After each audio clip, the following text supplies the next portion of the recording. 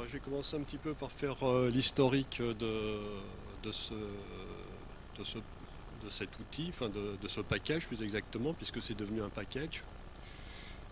Il y a bien longtemps, les Mongers avaient un groupe article et ils avaient pour habitude de s'auto-corriger, de s'auto-critiquer. Bon, c'était assez vivant, c'était assez dur quand on écrivait un article parce qu'il n'y avait pas de cadeau. Et le moyen d'échange, c'était le pod. Alors ça a perduré un certain temps. Et puis un jour, il s'est produit la chose suivante, c'est qu'il y avait des articles en pod et puis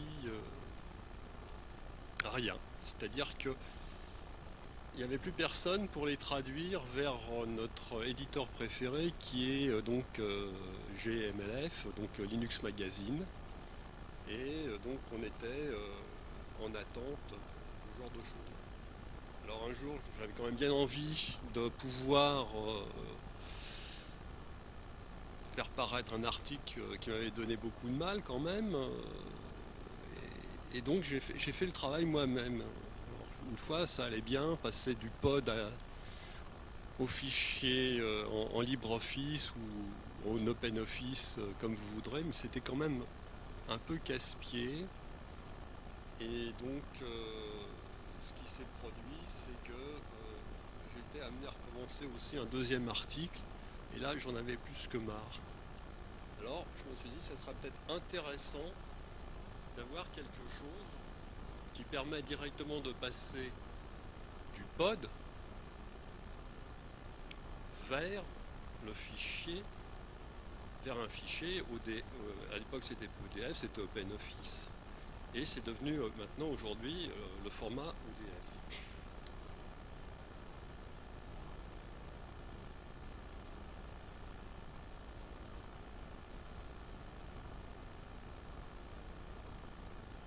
Alors dans les gestations, effectivement, on commence toujours par penser à quelque chose, mais on ne pense pas à tout.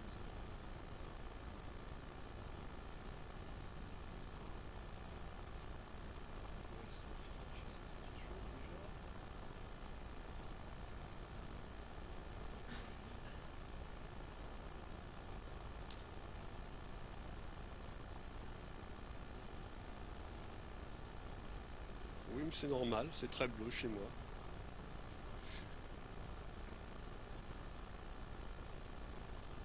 Donc, au départ, ce n'était pas un package, parce que on a toujours tendance un petit peu quelquefois à être un peu pressé et puis aller à l'immédiat.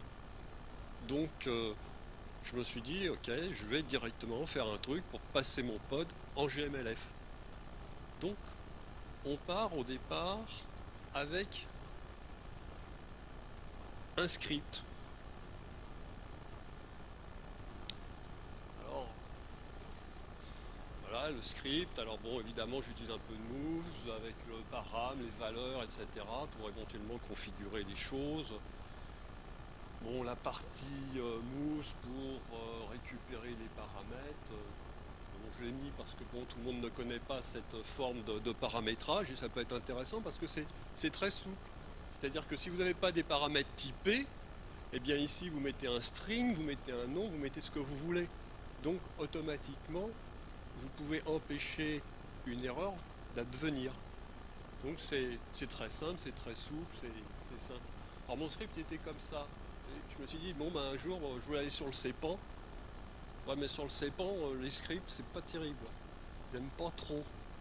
Je me posais la question, comment faire un package. Alors si j'avais fait un package, j'aurais dû faire un truc comme ça me plaisait vraiment pas du tout. Je me disais il va falloir, là j'ai 50 valeurs là, pour paramétrer au début, le gars il va rentrer 50 valeurs. Non ça va pas quoi.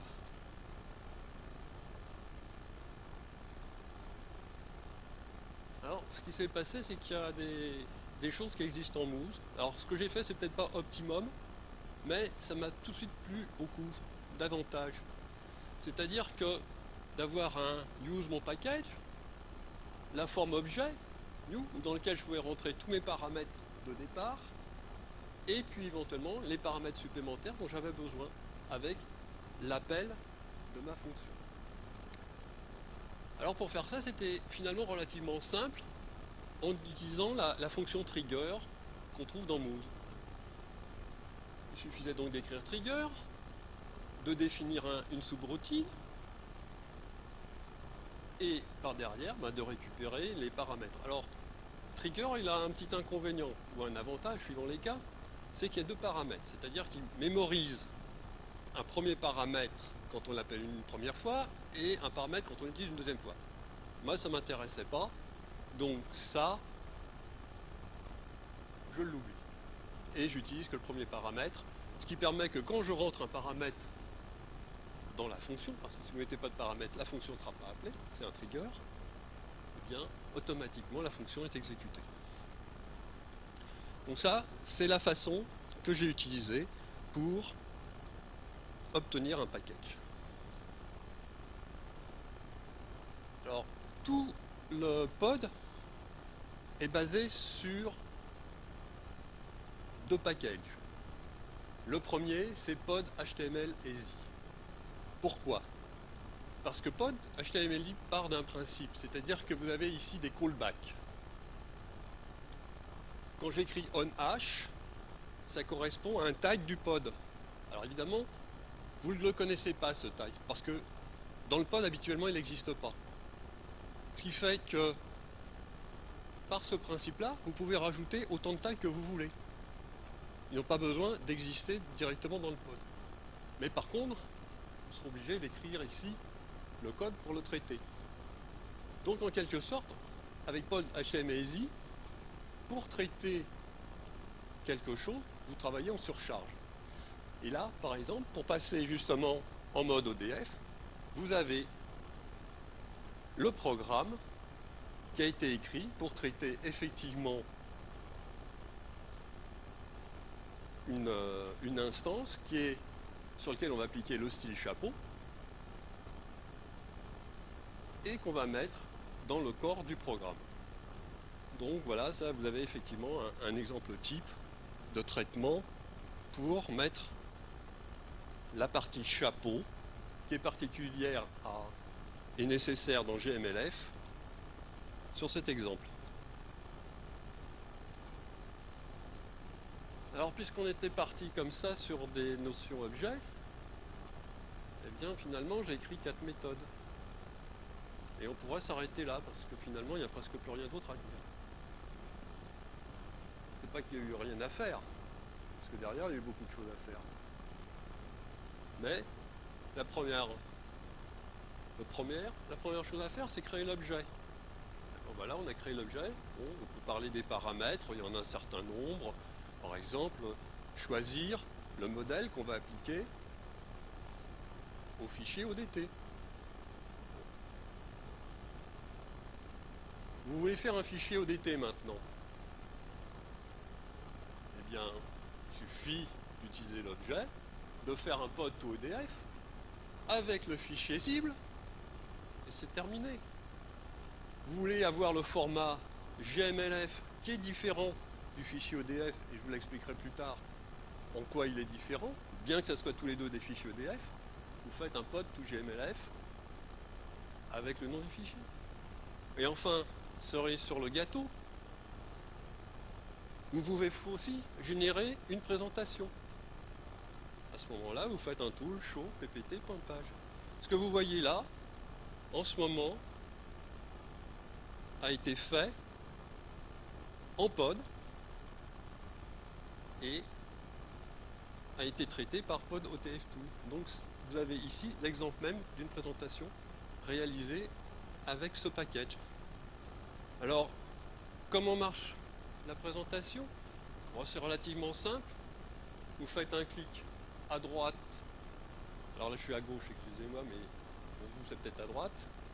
Ça me permet de revenir en arrière. Et quand je fais un clic dans la partie gauche, eh bien, je fais avancer ma présentation.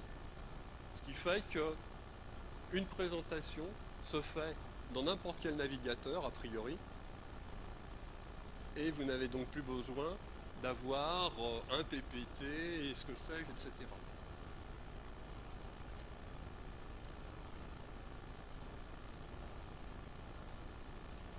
Alors voilà, Voilà l'exemple. Là, ici, on a la génération du... On est donc quoi, là, déjà? Ils se ressemblent tellement qu'il y a tellement peu de différence. Là, je suis effectivement... C'est mon pod. Avec la présentation, vous retrouvez ici les images. Avec la numérotation des figures automatiques. La numérotation des paragraphes automatiques. En fonction du... Quand vous mettez dans le pod un head 1 ou un head 2 ou un head 3 ou un head 4. Le pod s'arrêtant au 4, bon, on ne peut pas faire un head 5. Mais, donc voilà, vous avez l'exemple de la génération dans un fichier ODF. Voilà la différence avec le format GMLF. Le format GMLF est identique, sauf que les figures sont remplacées ici par du texte, parce que c'est ce qui est demandé par GMLF. Pour pouvoir effectivement séparer le texte et des figures pour faire la mise en page, probablement. Donc vous avez ici donc les deux choses qui sont à peu près identiques, à ceci près que les figures ne sont pas représentées.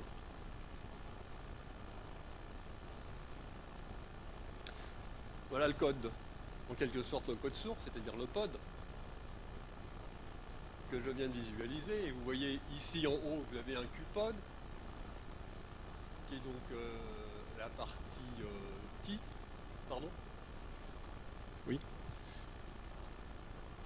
Alors évidemment, ça c'est un élément que j'ai rajouté, c'est la partie titre, et qui n'existe pas habituellement dans le pod, mais qui permet de faire un title pour GMLF. Vous avez aussi le HPod pour hat, pour le chapeau, qui n'existe pas non plus. Mais tout le reste après, c'est du classique. Ce qui montre qu'on peut éventuellement faire évoluer d'une certaine manière le pod. Bien sûr, quand vous passerez un test pod, il vous dira, il va détecter ça comme étant des erreurs. Mais c'est pas toujours grave.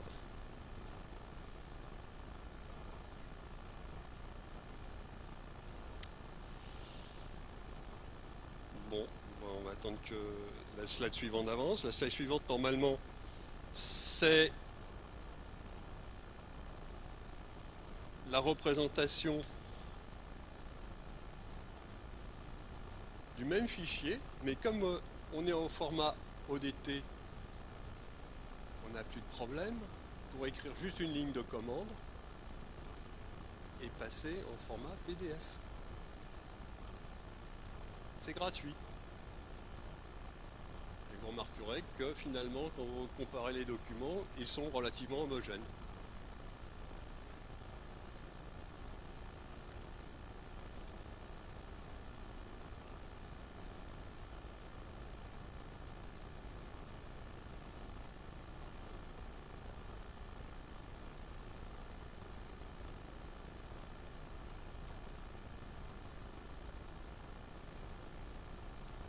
Alors là, ça va prendre un certain temps avant de s'afficher, parce que toutes mes slides sont générées soit à partir de fichiers JPG, c'est-à-dire des photos, et de fichiers. Oui, pardon.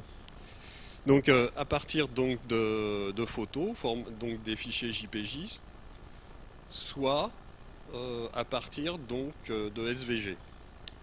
Alors, ce qui se passe, pourquoi c'est long à afficher, c'est parce que bon, les appareils photo sont de plus en plus performants et la photo qui est incrustée dans le SVG ici, elle fait 10 mégas. Alors, comme j'ai un vieil ordinateur, il met un certain temps à digérer les 10 mégas. Alors, pourquoi cette photo? Eh bien, parce que dans la partie effectivement des paramètres que j'ai pas explicité, vous avez la possibilité de définir la taille écran. Et ça vous permet effectivement de changer la dimension donc des images en fonction justement du système que vous utilisez. Là, c'est sur mon smartphone, et là, c'est sur mon écran. L'avantage, c'est qu'on ne voit pas de différence puisque j'ai pu, grâce au logiciel, redimensionner les images correctement en fonction du nombre de pixels. Alors évidemment, je suis un peu provocateur, j'ai bien voulu montrer qu'on faisait du Perl et qu'on était passé dans un navigateur ici sous Android, puisque évidemment, comme c'est du HTML, eh bien on est entièrement portable, à condition d'être capable de digérer du SVG, et ainsi de suite. Alors mon SVG, je génère en général avec Inkscape. Son seul inconvénient, c'est qu'il n'est pas capable effectivement d'aider à faire de l'animation. Mais sans ça, c'est pas mal.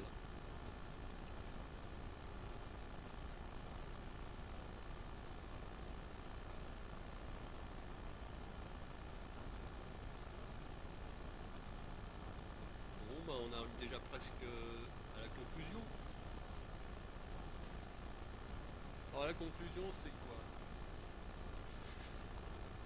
Eh bien, on utilise Perl, on utilise un package Perl, et on utilise du pod qui est du texte. On arrive à être pratiquement indépendant du système, indépendant de l'éditeur. Quoi d'autre? Je vois pas. Qu'est-ce qu'on est capable de faire? On va vers un navigateur, on va vers un éditeur au format ODF, et on peut aller vers un lecteur X. Et on génère 3 formats, ODF, PDF et HTML, SVG. Et tout ça permet d'avoir des cibles multiples vers un écran, une TV, un PC, un smartphone, une tablette. Alors le seul regret effectivement pour Perl, c'est qu'aujourd'hui, on n'a pas directement un Perl Android. Mais bon, ça va peut-être venir.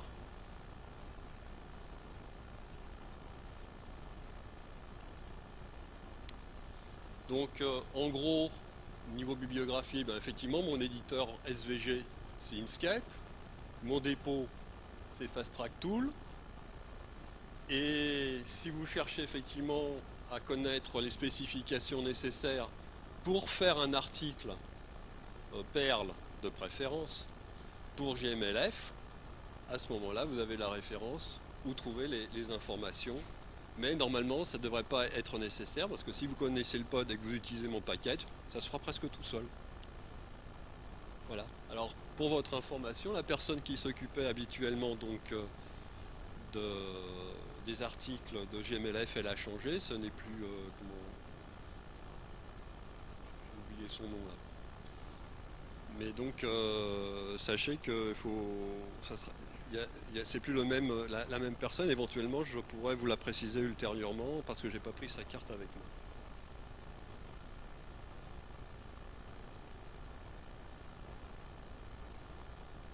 Bah, Denis, il a changé. Il s'occupe plutôt de la partie hardware. Alors,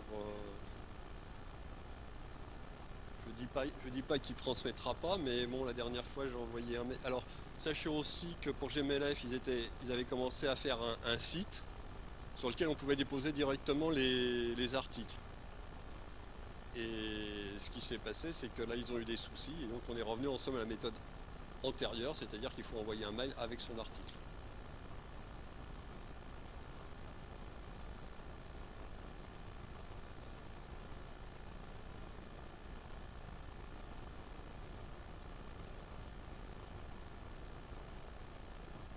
Ça sert à rien, de toute façon, c'est pas...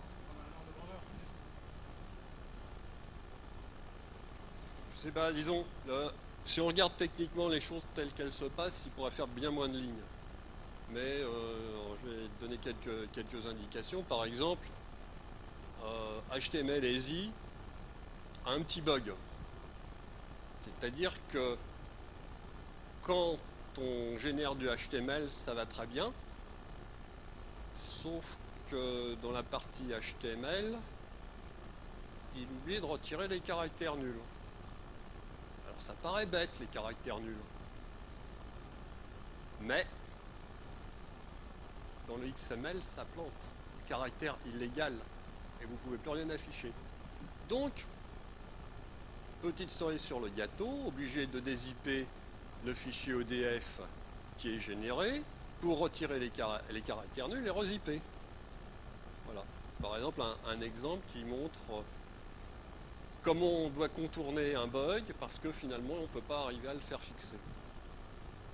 Donc je ne sais pas si c'est significatif de parler de ça.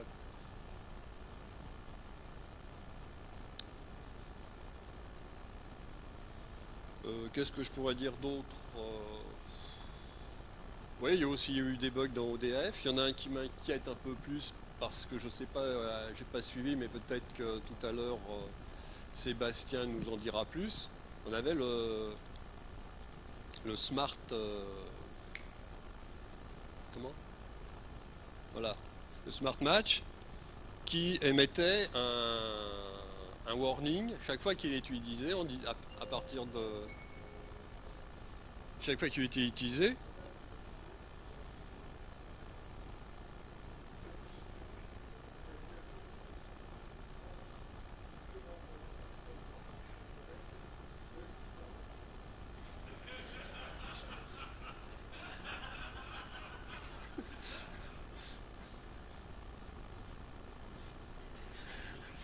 Donc, ce qui se passe, c'est qu'il émet un diagnostic et par exemple, le LPod ODF eh bien, utilise énormément le SmartNAS et donc je ne sais pas aujourd'hui ce qu'il en est, quoi. Moi, j'utilise une version antérieure de, de Perl, je ne sais plus si je suis à 5.14, mais je crois qu'à partir de 5.16, il commence à râler, quoi. Voilà, donc ça, il peut y avoir des choses comme ça qui peuvent être désagréables.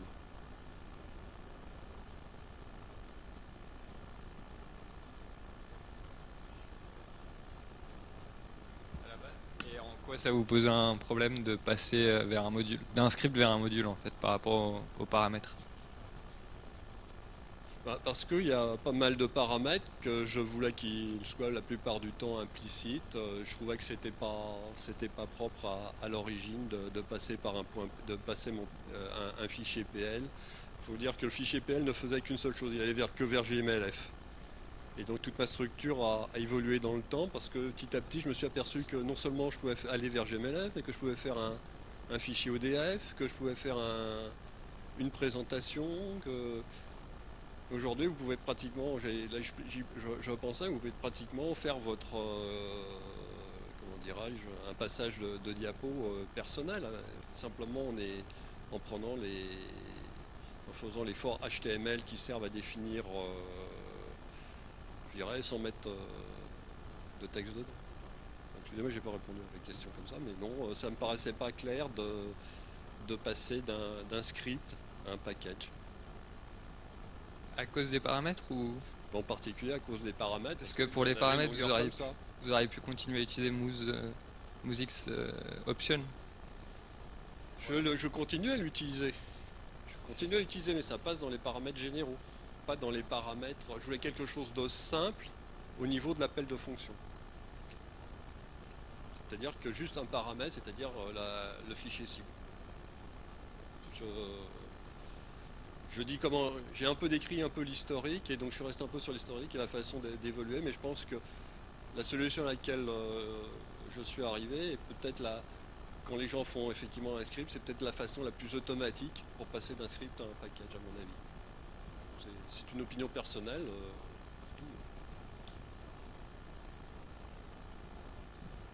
D'autres questions?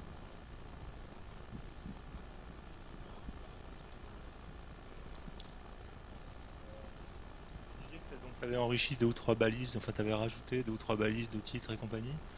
Et c'est pas aussi simple de rajouter des trucs dans PodTest pour que ça soit supporté avec une option ODF par exemple Et en fait, est-ce que le pod PDF, pod HTML, pod ODF, c'est des trucs qui pourraient être unifiés et de façon un peu plus standard? J'ai l'impression que c'est des trucs un peu bricolés.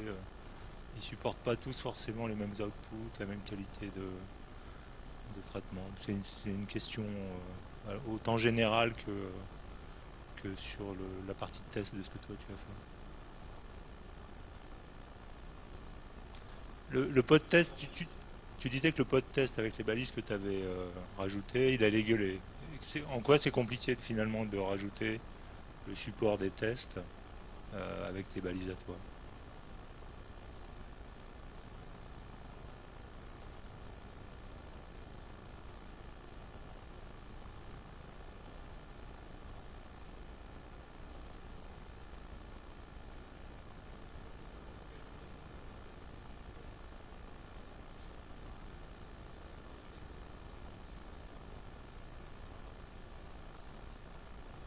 donc question corollaire, dire qu'on supporte un nouveau format d'output ODF, t'aurais pas pu migrer sur un des pods existants, donc pod PDF, pod HTML, et en faire un truc un peu générique avec une option qui est c'est quoi le format d'output?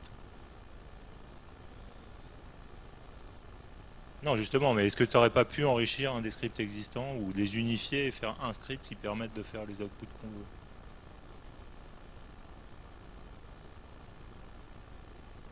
À travers un seul package, en gros, c'était ça ma question. Alors qu'actuellement, on a un package par output.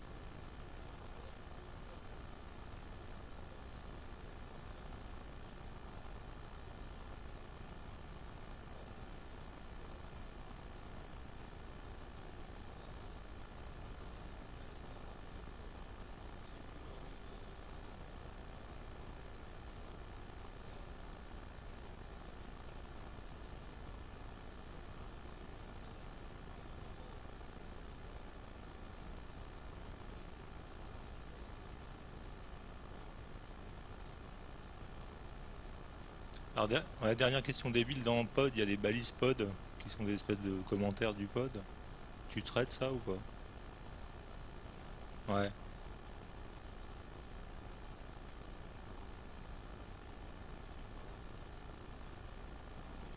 Et tu le ressors dans l'output, tu les mets dans les commentaires ODF ou...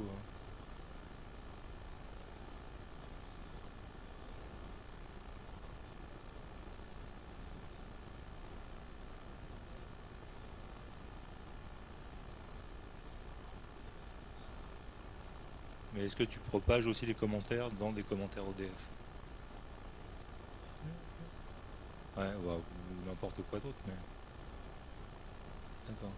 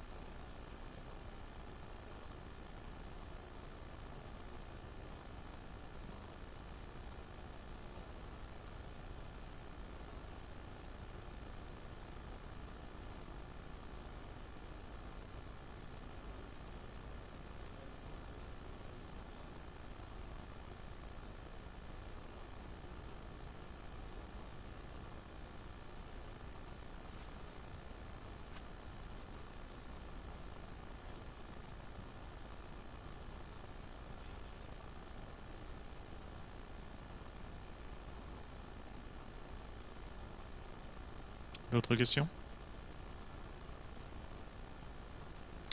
Merci Charles.